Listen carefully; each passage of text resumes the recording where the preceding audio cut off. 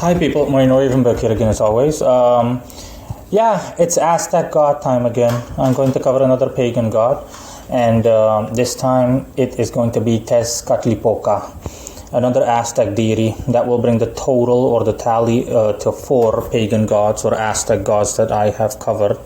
The last one was Mictlantecutli, yeah, and now it's Tezcatlipoca. I'm going to read from an article online. You can find the article linked in the description of this video. And then I'm simply going to obviously provide occult references as always and as usual. Tezcatlipoca, meaning a smoking mirror, god of the Great Bear constellation and of the night sky, one of the major deities of the Aztec pantheon. Tezcatlipoca's cult was brought to central Mexico by the Toltecs, Nahua-speaking warriors from the north about the end of the 10th century AD. Numerous myths relate how Tezcatlipoca expelled the priest king Quetzalcoatl, the feathered serpent, from the latter's center at Tula. A Protean wizard, Tezcatlipoca caused the death of many Toltecs by his black magic and induced the virtuous Quetzalcoatl to sin, drunkenness, and carnal love, thus putting an end to the Toltec Golden Age.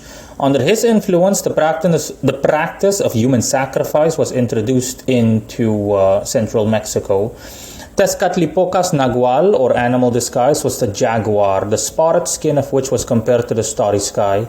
A creator god, Tezcatlipoca ruled over Ocelonatiu. I hope I'm saying that correctly. I repeat, Ocelotonatiu, or meaning jaguar son, the first of the 4 worlds that were created and destroyed before the present universe. And I'm not going to continue, essentially, okay? You want to know the whole story, so to speak, then simply read the article. Again, like I said, that's linked in the description below.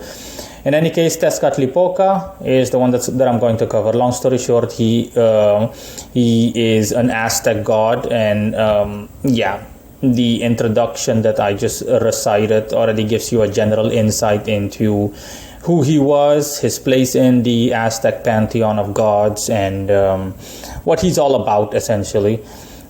His animal disguise is the jaguar, obviously, like I said, and he primarily dealt with black magic, sin, drunkenness, and carnal love. Now, before I start listing his attributes, the vibe I get from Tezcatlipoca, especially compared to Mictlantecutli, no offense to Mictlantecutli, is that Mictlantecutli made me, like I said, you felt some kind of nasty aftertaste, okay? You really felt like sickness and whatnot. Again, you can refer back to that video. You can also find it linked in the, you can also find it at the end screen, okay? In case you haven't seen that video on the Aztec god Mictlantecutli. In any case, regarding Tezcatlipoca, as opposed to Mictlantecutli, Tezcatlipoca, generally speaking, the vibe he gives off is mysterious. Let's just put it that way. And his attributes in general and the vibe he gives off really does align with what he was known for. He really gives a night sky vibe off. If you've ever been out at night and you've simply looked up at the sky and you saw nothing but stars, if you were ever in a meadow, then you know what I mean. The feeling you get when looking into the night sky or looking up to the night sky, especially if it's starry, you get the same vibe with Tezcatlipoca. Okay, so yeah, he is true to his description, so to speak, what he was known for.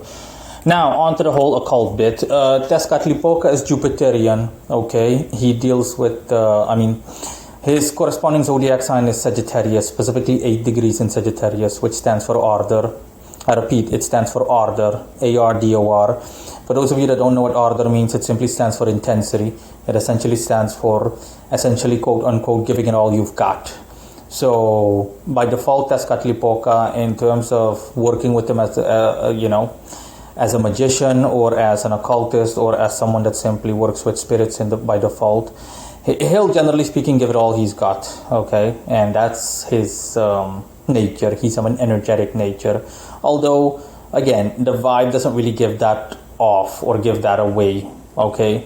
He has more of like I said, a night sky vibe, looking up into the night sky kind of vibe. You get the same feeling, like he's like he's just mysterious.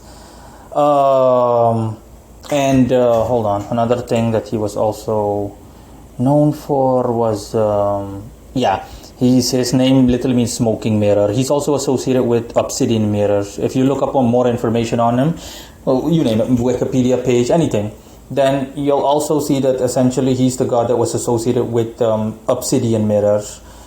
If I'm not mistaken, the Aztecs were one of the first to use obsidian mirrors, okay, instead of the regular transparent mirrors, just giving away your reflection.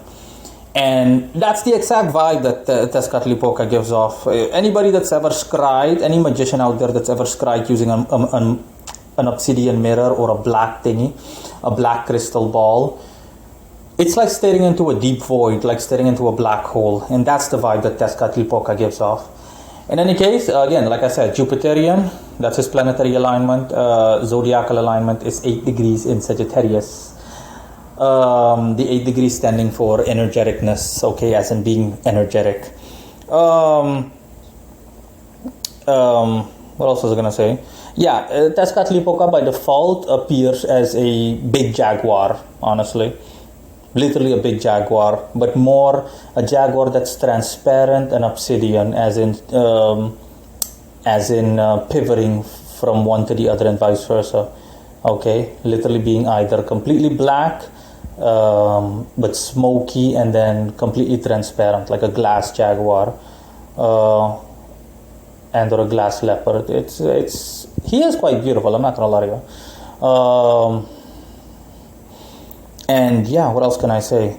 In relation to his attributes and what he has to offer to any person that wants to work with him in any conceivable way, shape, or form, or wants to connect with him at a spiritual level, obviously, as an entity, he covers basic Sagittarian traits, okay? There is no specific specialty he has. I remember because when that's what I was going to say. It almost slipped my mind. Before I actually looked into him, I thought to myself, he either has to be Saturnian based on his general description of who he was and what he was revered and worshipped for, as well as either Saturnian or Jupiterian. And I was like, bingo, look at that, Sagittarius, okay. In any case, you simply need to go over the main things that Sagittarius as a zodiac sign covers: religion, philosophical beliefs, higher levels of education, foreign travel, as in long distance travel, large animals like a jaguar, wink wink, publishing and printing, so literature of any nature, law, legal matters, and also some psychic experiences up to a certain extent, like dreams and general clairvoyance.